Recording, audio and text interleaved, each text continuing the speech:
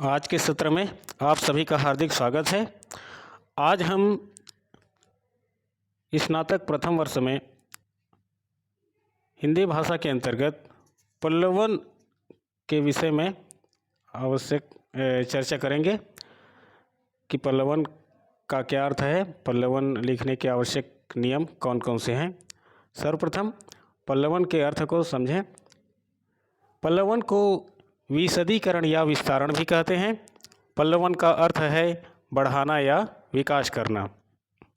जिस प्रकार बीज को मिट्टी में बोने के पश्चात जब वह पनपता है तो पानी, धूप तथा वायु के संसर्ग से वह रूप, रस, गंध से युक्त होता है, तब यह बीज पौधे और फिर पेड़ के रूप में पल्लवित हो जाता है। इसी प्रकार कुछ विद्वान तथा लेखक अति अल्प शब्दों में अधिकाधिक भाव, विचार, विस्तृत अर्थ की अभिव्यक्ति करने में पारंगत होते हैं। जैसे महाकवि बिहारी अपने दोहों में गागर में सागर भरने के लिए विख्यात हैं। उनके दोहों का पल्लवन उनमें निहित भिन्न भिन्न अर्थों का स्पष्टीकरण कर सकता है। इस प्रकार पल्लवन संक्षेपण के विपरीत होता है। अनेक बार समय के अभाव तथा मितव्ययता के कारण विस्तृत कथन या भाव को अति संक्षेप में कहा जाता है, जबकि कई बार छोटी छोटी उक्तियों में इतनी गंभीर गूढ़ बात कह दी जाती है कि सामान्य व्यक्ति उसे समझ ही नहीं पाता।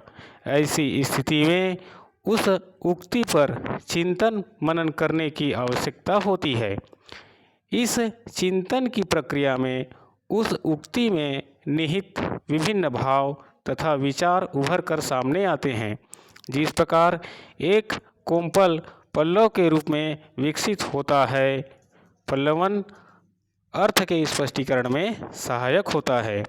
इस प्रकार पल्लवन का अर्थ है किसी सुगठित, सुगुम्फित, सूत्रबद्ध तथा सुविचारित उक्ति, लोकोक्ति अथवा विचार को विस्तार से स्पष्ट करना ही पल्लवन है। आइए पल्लवन के नियम क्या हैं उसे देखते हैं। पल्लवन अथवा विस्तारण किसी भी व्यक्ति के भाषा पर विशेष अधिकार का परिचायक होता है। पल्लवन से जहाँ एक और व्यक्ति विशेष की बोधगम्यता का पता चलता है, वहीं दूसरी ओर वक्ता अथवा लेखक की अभिव्यक्ति का पता चलता है। पल्लवन करने से पूर्व निम्नांकित बातों का ध्यान रखना चाहिए।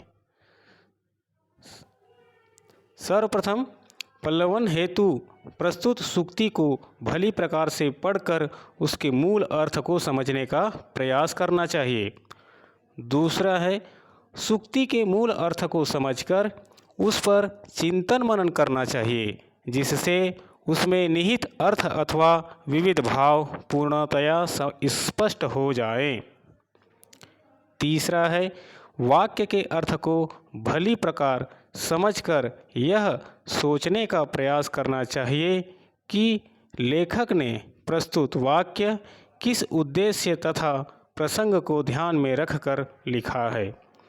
चौथा है पल्लवन करते समय मूल भाव से संबंधित तथ्यों, अन्य विद्वानों तथा मनस्वियों के द्वारा प्रस्तुत समान भाव अथवा विचारों का भी ध्यान करना चाहिए।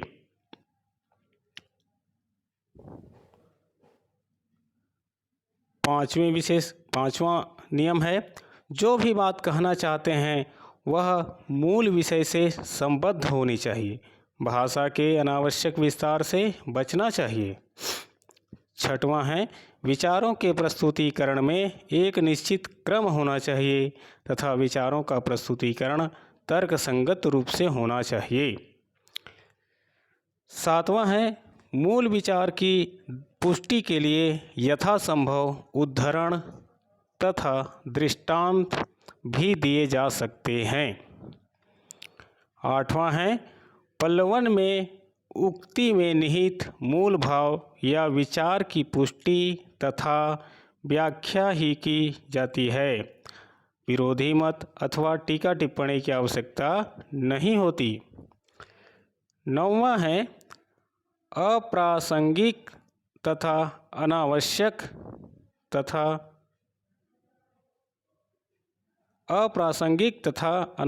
कथन तथा विचारों के प्रस्तुतिकरण से उतना ही बचना चाहिए जितना आवश्यक बातों के परित्याग से बचा जाता है।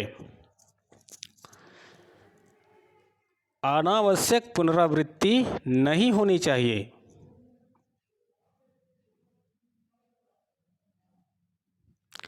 दसवां है पल्लवन में विस्तारण सदैव अन्य पुरुष शैली में ही किया जाता है। 11वां है पल्लवन में यदि शब्द सीमा निर्धारित की गई है तो प्रयास कीजिए कि विस्तारण लगभग उसी सीमा के अंतर्गत हो। अगला है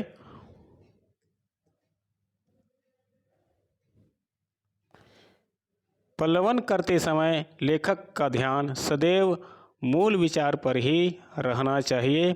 मूल भाव से भटकाव पल्लवन के उद्देश्य के प्रतिकूल होता है। अगला है यदि पल्लवन हेतु प्रस्तुत वाक्य अथवा उक्ति में किसी ऐतिहासिक घटना अथवा अंतर कथा का संकेत है तो उस घटना तथा कथा को प्रस्तुत करना भी अनिवार्य है। अगला है पल्लवन की भाषा सरल सुबोध होनी चाहिए ताकि विचारों में स्पष्टता हो। अगला है पल्लवन का उद्देश्य भी मूल भाव का स्पष्टीकरण है, अतः भाषा अलंकारिक तथा दुरूह नहीं होनी चाहिए। यथासंभव सरल वाक्यों का प्रयोग करना चाहिए। भाषा व्याकरण सम्मत होनी चाहिए। अंतिम है पल्लवन के आलेख को पुनः पढ़ना तथा उसमें भाव तथा विचारगत संशोधन करना आवश्यक होता है। यदि आलेख में कोई व्याकरणिक त्रुटि रह जाती है तो उसका निराकरण भी परमावश्यक है। ये इस प्रकार से पल्लवन लिखने के नियम हैं। आइए अब पल्लवन तथा व्याख्या में क्या अंतर है इसे देखते हैं। सामान्यतः पल्लवन तथा व्याख्या में कोई अंतर प्रतीत नहीं होता। वस्तुतः दोनों पृथक हैं और दोनों में पर्याप्त अंतर भी है। जैसे व्याख्या संदर्भ तथा प्रसंग को समझे बिना करना संभव नहीं है, उसके लिए हमें संदर्भ और प्रसंग को जानना आवश्यक होता है। जबकि पल्लवन किसी उक्ति अथवा वाक्य का प्रसंग जाने बिना भी किया जा सकता है। साथ ही पल्लवन सदैव निश्चित तथ्यपरक तथा सामान्य अर्थ को वहन करने वाली उन उक्तियों का होता है जो सार्वभौमिक तथा सार्वकालिक होती हैं, और व्याख्या किसी व्यक्तिगत विचार तथा भाव की भी की जा सकती है। पल्लवन में सूक्ति में निहित अर्थ का ही स्पष्टीकरण तथा विवेचन किया जाता है, उस अर्थ का खंडन नहीं किया जाता। जबकि व्याख्या में विवेचन तथा विश्लेषण का पूर्ण अवकाश होता है। अर्थात हम यदि किसी पंक्ति की व्याख्या करेंगे तो उसके लिए हमें उसका विवेचन या विश्लेषण करने का पूरा अधिकार रहेगा, उसका पूरा छूट रहेगा। उसमें हम कितना उसको विस्तृत कर सकते हैं और उसको कितना संक्षिप्त कर सकते हैं।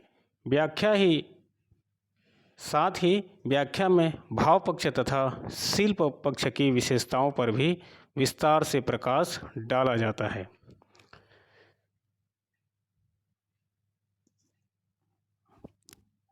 आज का यह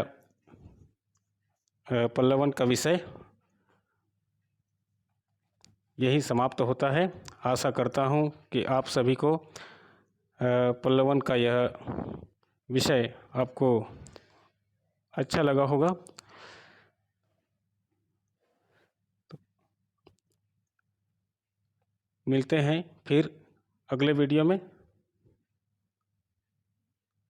धन्यवाद।